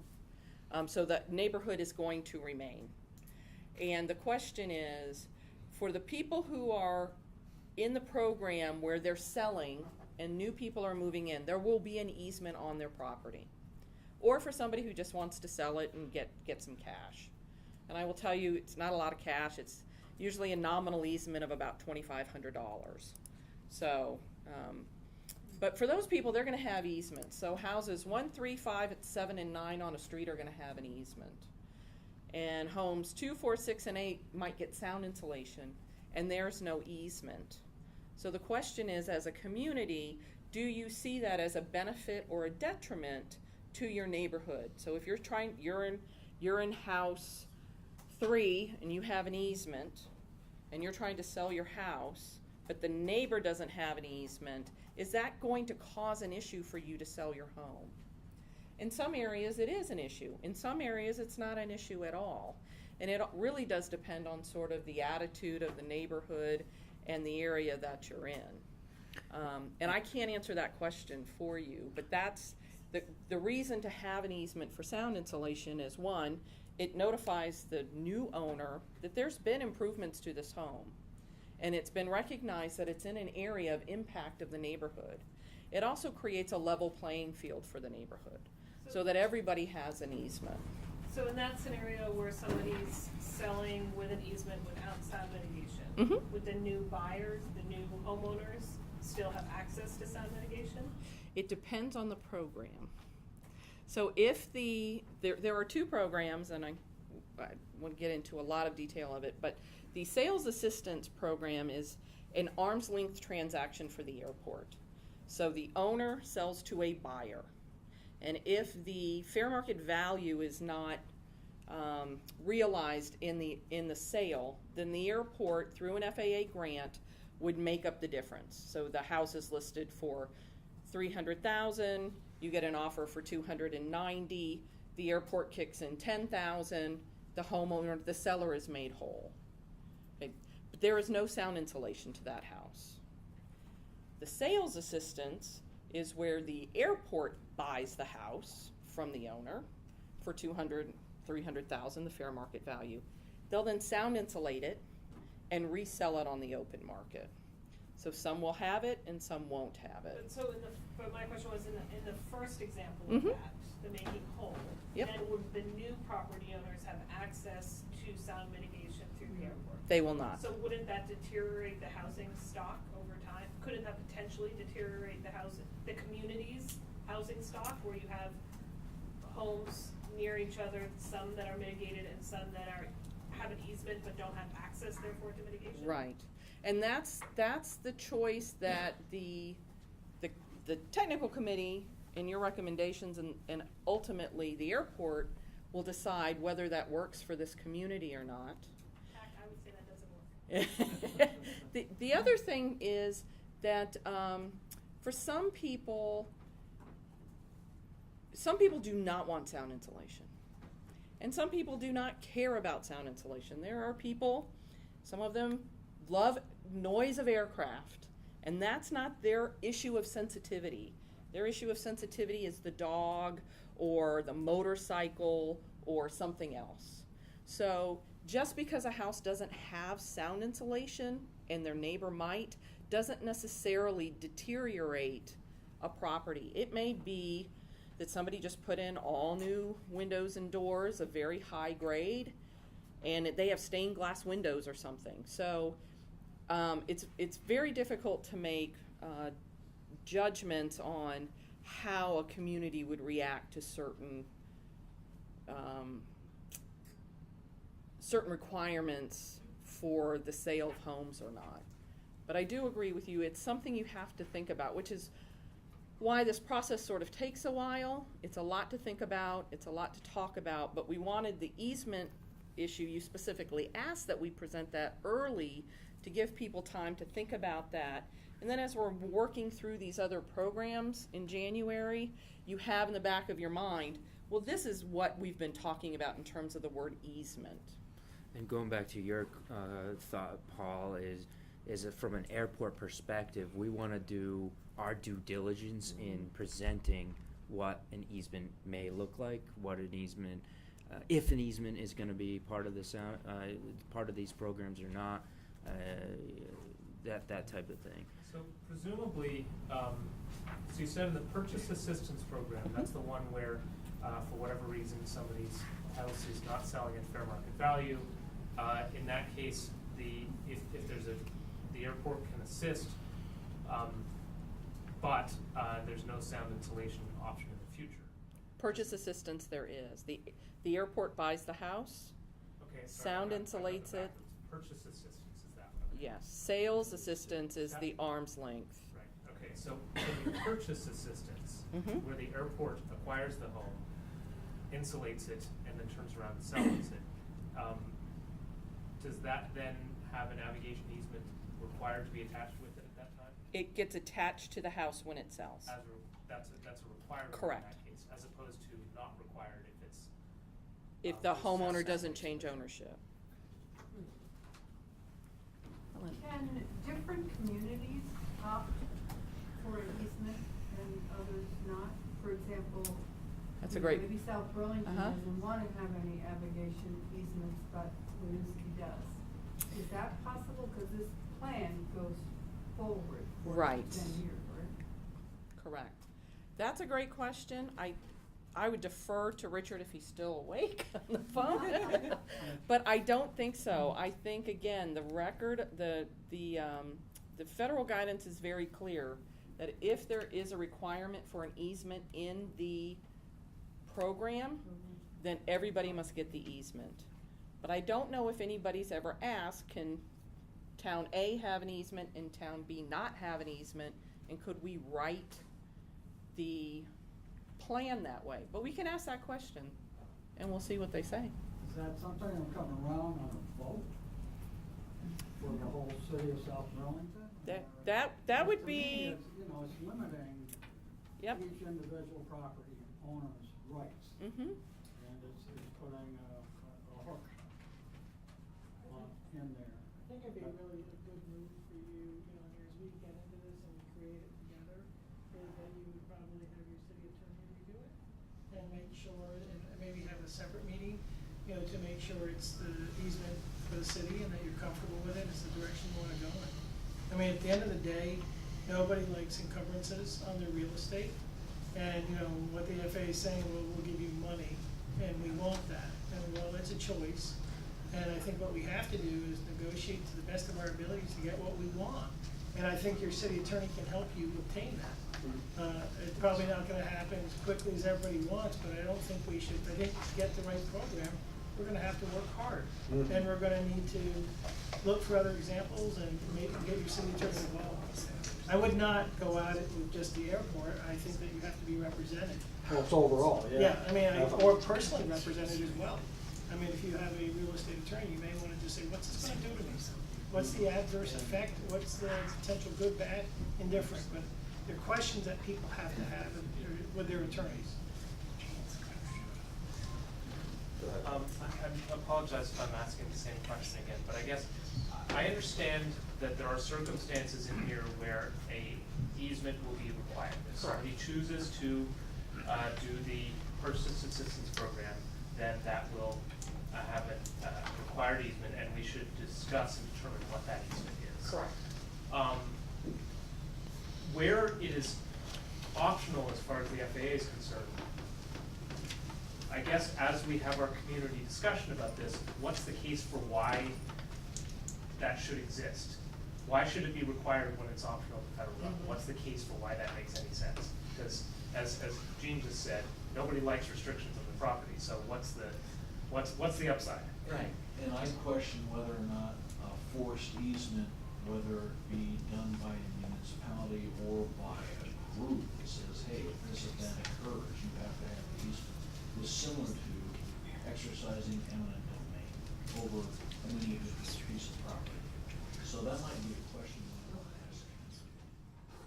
I think it's If somebody's gonna decide for you that now all of a sudden, if this action takes place, you have to have an easement, right? And you have no choice.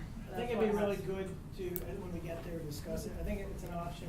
It's certainly that people can start talking about it, give me more information. I believe this easement is gonna take a lot of time. I don't think it's gonna come to us as easy as we think. I think that the FAA will have to participate, and we'll have to see what types of tolerance they have and the questions that you're having. And I think the answer in some of it would be, well, it's our program and this is what we want. Hopefully that's not it. Hopefully it's, we understand, but I think we have some work to do in that area to get the right easement for this community. I don't think it's what comes flying out of the book. I don't think it's gonna be a template. I think we're gonna have to work hard and talk hard to convince the people in Boston or Washington that, what it is we need, and work hard to get it. And that's why we wanna bring this up extremely early in the process. We're potentially 12 to 24 months away from these programs, so bring it up now, discuss it now, exactly what we're doing today, and continue that discussion. But there will be an easement, not for sound insulation, potentially, but for other things. So we do need to have the conversation about what should be in the easement. And I don't want to, So I guess in that area, back to the beginning of this whole thing, from my perspective, for the parts where it is required, then absolutely something along the lines of what Warwick has in it that recognizes that this is an evolving airport that has changes in its operations, and therefore has triggers for where the easement wouldn't necessarily apply forever in the future under all circumstances. Forever and ever, amen. Yeah. You're dead on. I mean, and I do think that those are conversations we have to have. If something changes, what happens? It shouldn't be an ever forever thing.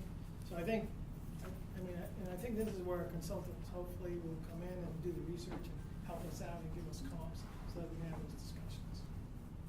Yeah. so we'd like you to take these documents back and take them back to your neighbors and your councils and your boards, and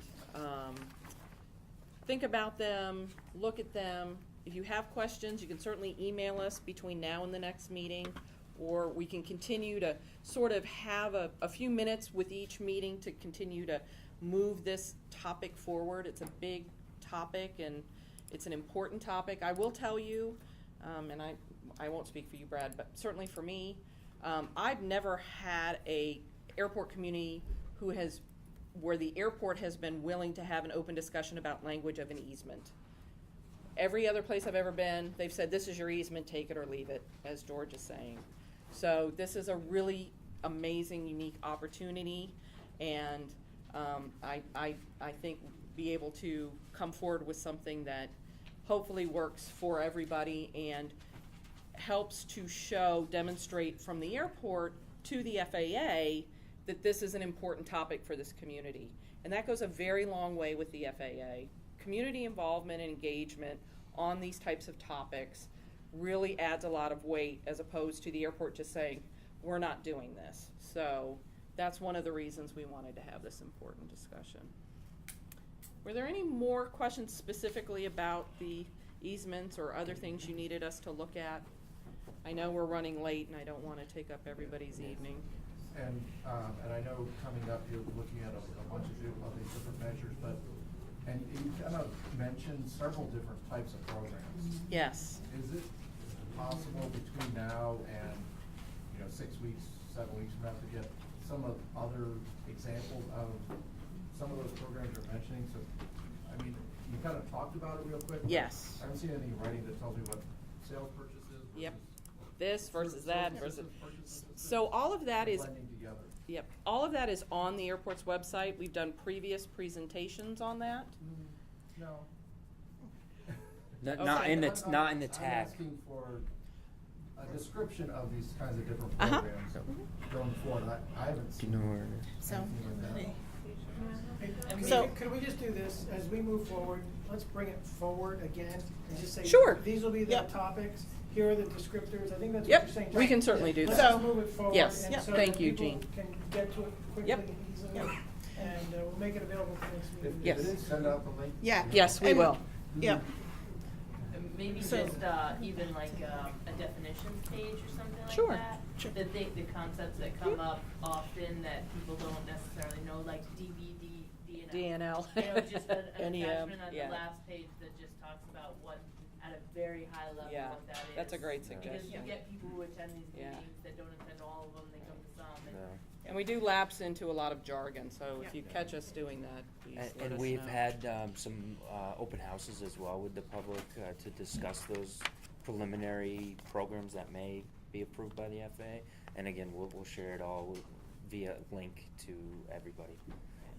So, in terms of that, and it was sort of the perfect segue into what's coming up, what I'll do is I'll send out an email to the TAC group at a minimum with the links, and then we'll work to quickly move everything over into the noise compatibility program.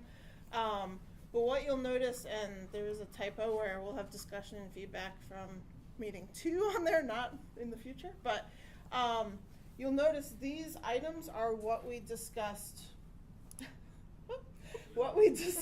today as what is existing currently. There are some that we didn't discuss today, like the sales assistance and purchase assurance, but it's broken up over 2 meetings. So we are going to be providing a lot more material, a lot more in-depth information at a minimum 2 weeks before each of these meetings, so that you, as the TAC, and then we'll post them on the website as well, have a chance to really delve into what those mean and have a real discussion about, what makes sense, what has been partially implemented, does it make sense to move it forward, is it something that doesn't make sense, and really going into those items. You'll notice that for the next meeting right now, we just have that sound insulation in there. That's a really meaty topic, and there's a lot with that, as well as those operation and monitoring elements that we discussed. And then following that, we'd get into the other land use measures. So, Just so we're clear, when you talk about Chapter 4, this is going to be kind of consultant airport proposed measures? so kind of draft. right, for consideration correct, by the group. correct. But there will be something on the table. Correct. We're There not will. starting from 0. Right, and so up to date, we've sent out Chapter 1, we've sent out Chapter 3. Chapter 4 will be slightly different. Chapter 4 is what we're recommending, so it'll most likely be more in the, like the navigation easement packet, where it's not predetermined factors. It's just that background information so that we can build what those elements are in chapter 4. And it will look similar to chapter 3 where it's here's what's recommended, but we don't want to come in and say here's what we're recommending, let's discuss. It's just an open forum for here are all of the measures that the FAA would consider. Let's talk about those and see what works. So if you can go one more slide. That 5th meeting, we don't have a set agenda for new items. It's sort of that wrap up. We know that these are going to take time, so we're really going to be talking about all those elements, leaving a good amount of time, again, to work through those items, navigation easements, all of the elements. And then following that, we'll put together the draft, and then that's where that public hearing and comment period come in. Our goal is to really work through these TAC meetings, but also keeping in mind that that public comment and hearing period may shift slightly if the NEM comes in. So we may be doing those in tandem, and it may change course a little bit in terms of deadlines and getting both done at the same time, so we can really adapt and understand what that new contour looks like. So. Does that agenda work for everybody? Is there any questions about it? Excellent. Thank you all very, very much. Oh, yeah. Do one thing, Gene, the city council, South Burlington City Council wanted to get some input, and so they hosted a survey tool. Great. Based upon the information we have today, knowing that there will be more coming out. The tool has been left open on our website, but I wanted to, I made 20 copies.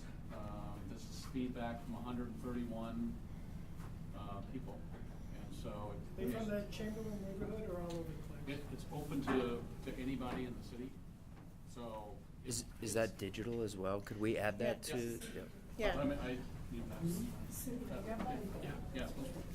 Or whatever the use might be, it's just a little additional info. Excellent, thank you. So if it gets updated over the next month, I'll bring it in. Perfect. Thank you all very much, and if you do have any questions, Sarah's contact information is up there. Again, thank you very much. Have a great night. Have a happy holiday. Oh, happy holidays. See you in the new Yeah. year.